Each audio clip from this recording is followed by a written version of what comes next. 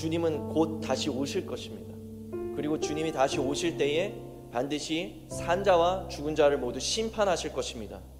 궁극적으로 이 지구의 역사는 앞으로 가면 갈수록 점점 더 깊은 환란 속으로 돌입하게 될 것입니다. 그것이 성경의 가르침이라는 것이죠. 오늘 예수님께서 종말에 대해서 말씀하실 때에 우리의 상식을 깨는 말씀을 하십니다.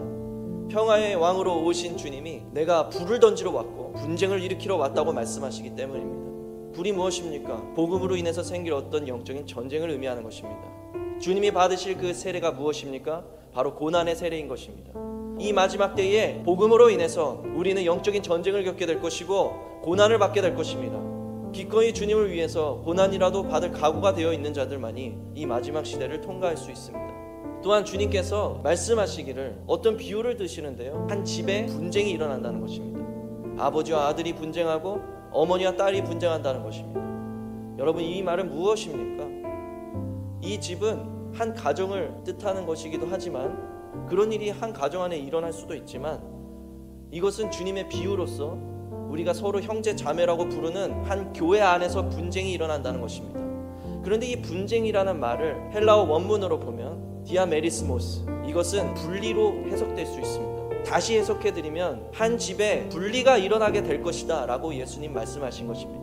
마지막 때에 이러한 일이 있을 것입니다.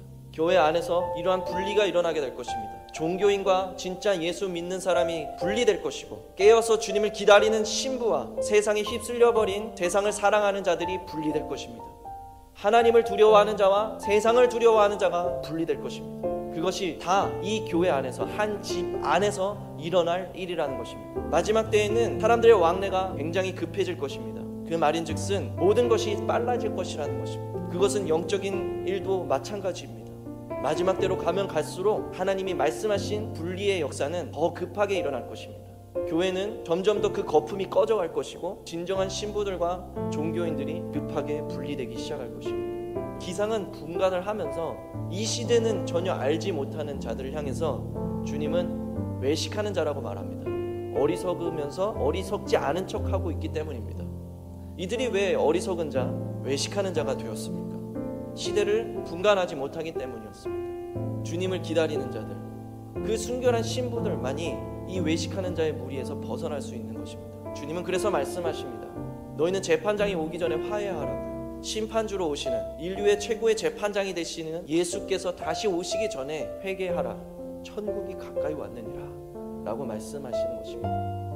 우리가 깨어 있어야 그분을 예비할 것 아닙니까?